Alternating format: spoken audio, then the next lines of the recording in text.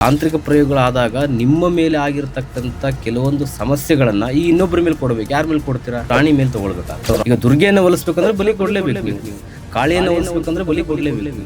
ಈ ಬಲಿ ಮುಖಾಂತರವಾಗಿ ದೇವಿಯನ್ನ ಶಾಂತಗೊಳಿಸ್ಬೇಕು. ಪಂಚಮಕಾರ 5 ಕ್ರಿಯೆಗಳನ್ನ ಮಾಡಲೇಬೇಕಾಗತ್ತೆ ಕೆಲವೊಂದು ಹಂತದಲ್ಲಿ. ಜ್ಯೋತಿಷಿಗಳು, ಪುರೋಹಿತರು ಈ ಥರದ ವಿಷಯಗಳನ್ನ ಹೇಳಿದಾಗ ಬಹುಶಃ ಅವ್ರೇನಾದ್ರೂ ಒಂದಷ್ಟು ಸೊಲ್ಯೂಷನ್ಗಳು ಕೊಡ್ತಾರೆ ಅಂತಂದ್ರೆ ಅದು ವರ್ಕ್ ಆಗಲ್ವಾ? ಖಂಡಿತ. ಈಗ ಏನಾಗಿದೆ ಅಂತಂದ್ರೆ, ಜ್ಯೋತಿಷ್ಯರ ಹತ್ರ ನೀವು ಹೋಗ್ತೀರಾ, ಏನು ಮಾಡ್ತಾರೆ ಜ್ಯೋತಿಷ್ಯರು? ಜಾತಕವನ್ನು ನೋಡ್ತಾರೆ, ಗ್ರಹಗತಿಗಳನ್ನು ನೋಡ್ತಾರೆ, ದಶಾಭುಕ್ತಿಗಳನ್ನು ನೋಡ್ತಾರೆ, ಅಲ್ಲಿ ಇರ್ತಕ್ಕಂಥ ಸಮಸ್ಯೆಗೆ ಪರಿಹಾರವನ್ನು ತಿಳಿಸ್ತಾರೆ. ಯಾವ್ದಾದ್ರು ದೇವಸ್ಥಾನಗಳಿಗೆ ಕಳಿಸಿ ಅದನ್ನು ಕ್ಲಿಯರ್ ಮಾಡ್ಕೊಳ್ಳಿ ಅಂತ ಹೇಳ್ತಾರೆ. ಅಥವಾ ನಿಮಗೇನಾದ್ರೂ ಇಷ್ಟಪಟ್ಟು ಇನ್ನೊಂದು ಮುಂದುವರೆದು ಮಾಡ್ತೀನಿ ಅಂತಂದರೆ ಯಾವುದೋ ಹರಳುಗಳನ್ನು ಹಾಕೊಳ್ಳಿ ಅಥವಾ ಮಾಲೆಗಳನ್ನು ಧರಿಸಿ ಜಪವನ್ನು ಮಾಡಿ ಅಂತ ಹೇಳ್ಕೊಡ್ತಾರೆ. ಅಷ್ಟೇ. ಅರ್ಥ ಆಯ್ತಲ್ಲ? ಅದು ಆದ ನಂತರ ನೀವು ಯಾವ್ದಾದ್ರು ಒಂದು ದೇವಸ್ಥಾನಕ್ಕೆ ಹೋದರೆ ಪುರೋಹಿತರ ಹತ್ರ ಹೋಗಿ ನೀವು ಯಾವುದೋ ಒಂದು ಪೂಜೆ ಪುನಸ್ಕಾರ, ಹೋಮ ಹವನಗಳನ್ನು ಸಾತ್ವಿಕ ರೂಪದಲ್ಲಿ ಮಾಡಿಸ್ತೀರಾ. ಅರ್ಥ ಆಯ್ತಲ್ಲ? ಈಗ ನಿಮಗೆ ತಾಂತ್ರಿಕ ಮಾರ್ಗ ಬೇಕು, ಬಲಿ ಪೂಜೆಗಳು ಬೇಕು. ಇದು ಪಂಚಮಕಾರ ಅಂತ ಹೇಳ್ತೀವಿ. ಈ ಪಂಚಮಕಾರ ಕ್ರಿಯೆಗಳನ್ನು ಮಾಡಬೇಕಾದ್ರೆ ಇದಕ್ಕೆ ತಾಂತ್ರಿಕರೇ ಆಗಬೇಕು. ಸೊ ಮಾಟ ಮಂತ್ರವನ್ನ ತೆಗೆಸ್ಕೋಬೇಕು, ಇಲ್ಲಾಂದ್ರೆ ಅದರಿಂದ ಹೊರಗೆ ಬರಬೇಕು ಅಂದ್ರೆ ತಾಂತ್ರಿಕರೇ ಆಗಬೇಕು. ಹೌದು, ತಾಂತ್ರಿಕ ಪರಿಹಾರಗಳೇ ಬೇಕು. ಈಗ ನಿಮಗೆ ನಾವು ಪಂಚಮಕಾರ ಅಂತ ಹೇಳಿದೆ. ಪಂಚಮಕಾರ ಅಂತಂದರೆ ಇಲ್ಲಿ ಮದ್ಯ, ಮಾಂಸ, ಮತ್ಸ್ಯ, ಮುದ್ರೆ ಮತ್ತು ಮೈಥುನ, ಇದು 5 ಕ್ರಿಯೆಯಿಂದ ಒಂದು ತಾಂತ್ರಿಕ ಪ್ರಯೋಗಗಳಾಗುತ್ತೆ. ಈ ತಾಂತ್ರಿಕ ಪ್ರಯೋಗಗಳಾದಾಗ ನಿಮ್ಮ ಮೇಲೆ ಆಗಿರ್ತಕ್ಕಂಥ ಕೆಲವೊಂದು ಸಮಸ್ಯೆಗಳನ್ನು ಈ ಇನ್ನೊಬ್ಬರ ಮೇಲೆ ಕೊಡಬೇಕು. ಯಾರ ಮೇಲೆ ಕೊಡ್ತೀರಾ?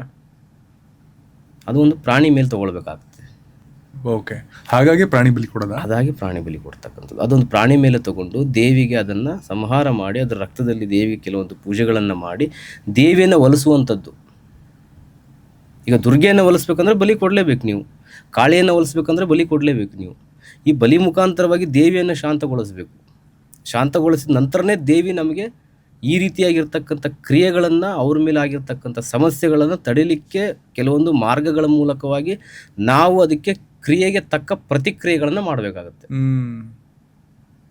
ಅರ್ಥ ಆಯ್ತಲ್ಲ? ಪಂಚಮಕಾರಗಳು ಅಂದ್ರಲ್ಲ, ಅದರಲ್ಲಿ ಯಾವುದರಿಂದ ಬೇಕಾದ್ರೂ ಆಗಿರ್ಬೋದಾ? ಹೌದು, ಪಂಚಮಕಾರ 5 ಕ್ರಿಯೆಗಳನ್ನು ಮಾಡಲೇಬೇಕಾಗತ್ತೆ ಕೆಲವೊಂದು ಹಂತದಲ್ಲಿ. ಕೆಲವೊಂದು ಹಂತದಲ್ಲಿ ಒಂದೊಂದು ಕ್ರಿಯೆ ಮೂಲಕವಾಗಿ ನಾವು ಬದಲಾವಣೆ ಮಾಡ್ಕೋಬೇಕಾಗ್ತದೆ. ಅರ್ಥ ಆಯ್ತಲ್ಲ?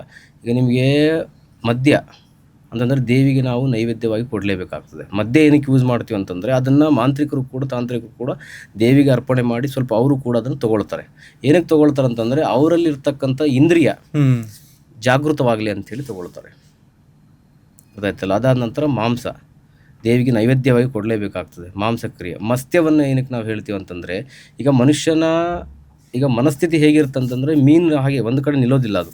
ನಾವೀಗ ನೋಡಿ, ಈಗ ಜಪಕ್ಕೆ ಕೂತಿರ್ತೀವಿ ಅಂತಂದರೆ ನೋಡಲಿಕ್ಕೆ ಮಾತ್ರ ಆ ವ್ಯಕ್ತಿ ಜಪಕ್ಕೆ ಕೂತಿರ್ತಾನೆ, ಮನಸ್ಸೊಳಗಡೆ ನಾನಾ ರೀತಿ ಕಲ್ಪನೆಗಳು, ನಾನಾ ರೀತಿ ಯೋಚನೆಗಳು, ಅವನದೇ ಆದಂಥ ಬೇರೆ ಬೇರೆ ಬೇರೆ ಬೇರೆ ಯೋಚನೆಯಲ್ಲಿ ಕೂತ್ಕೊಂಡಿರ್ತಾರೆ. ಆ ರೀತಿ ಮಾಡಿದ್ರೆ ಎಲ್ಲಿ ಸಿದ್ಧಿ ಆಗುತ್ತೆ ನಿಮಗೆ?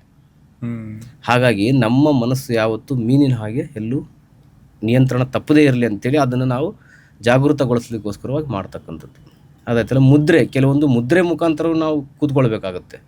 ಮುದ್ರೆಗಳನ್ನು ಇಟ್ಟು ದೇವಿ ಮುಂದೆ ಕೂತ್ಕೊಳ್ಬೇಕಾಗತ್ತೆ. ಅದಾದ ನಂತರ ಮೈಥುನ ಕ್ರಿಯೆ ಅಂತ ಹೇಳ್ತೀವಿ. ಈ ಮೈಥುನ ಕ್ರಿಯೆ ಅಂತಂದಾಗ ಈಗ ನಿಮಗೆ ಲೈಂಗಿಕವಾಗಿ ಸೇರ್ತಕ್ಕಂಥದ್ದು ಗುರುವಿನಿಂದ ಬರ್ತಕ್ಕಂಥ ಬೋಧನೆಗಳದೆಲ್ಲವು. ಅದಾಯ್ತಲ್ಲ? ಕೆಲವೊಂದು ನಿಮ್ಮಲ್ಲಿ ಈ ಕುಂಡಲಿನಿ ಜಾಗೃತಿ ಮಾಡಲಿಕ್ಕೋಸ್ಕರವಾಗಿ, ಅದಾಯ್ತಲ್ಲ? ಈ ಒಂದು ಕ್ರಿಯೆ ಮೂಲಕವಾಗಿ ಈ 5 ಕ್ರಿಯೆಗಳನ್ನು ಯಾರು ಮಾಡಲಿಕ್ಕೆ ಅರ್ಹರಾಗಿರ್ತಾರಲ್ಲ ಅವರು ಮಾತ್ರ ತಾಂತ್ರಿಕನಾಗಿರ್ತಾರೆ. ಈ 5 ಕ್ರಿಯೆಗಳನ್ನು ಗುರುಮುಖೇನವಾಗಿ ಯಾವಾಗ ಕಲಿತು ಅವನು ಒಬ್ಬನ್ನ ನಾನು ಪರಿಹಾರ ಮಾಡ್ತೀನಿ ಅಂತೇಳಿ ಅಂದಾಗ ಮಾತ್ರ ಗುರು ಅವನಿಗೆ ಮುಂದೆ ಆದೇಶಗಳನ್ನು ಕೊಡ್ತಾನೆ. ನೀನೊಬ್ಬ ಸಾಧಕನಾಗಿದ್ದೀಯಾ, ಮುಂದೆ ಸಿದ್ಧಿ ಮಾಡಿಕೊಂಡು ಕೆಲವೊಂದನ್ನು ಇನ್ನೂ ಹೆಚ್ಚಿನ ಕ್ರಿಯೆಗಳನ್ನು ಮಾಡಲಿಕ್ಕೆ ನೀನು ಮುಂದುವರಿಬೇಕು ಅಂತೇಳಿ ಗುರುವಿಂದ ಆದೇಶಗಳು ಬರುತ್ತೆ. ಆ ಆದೇಶದ ಮುಖಾಂತರವಾಗಿ ನಾವು ಕ್ರಿಯೆಗಳನ್ನು ಮಾಡ್ತೇವೆ. ಇಲ್ಲಿ ನಮ್ಗೆ ಯಾವುದೇ ಸರ್ಟಿಫಿಕೇಟ್ ಆಗಿರ್ಬೋದು, ಯಾವುದೇ ಡಿಗ್ರಿ ಆಗಿರ್ಬೋದು ನಡೆಯೋದಿಲ್ಲ. ನಮ್ಮಲ್ಲಿ ಡಿಗ್ರಿ ಸರ್ಟಿಫಿಕೇಟ್ ಯಾವುದು ನಡೆಯೋದಿಲ್ಲ. ಎಲ್ಲವೂ ಗುರು ಆದೇಶದಂತೆ ನಡೆಯುತ್ತೆ.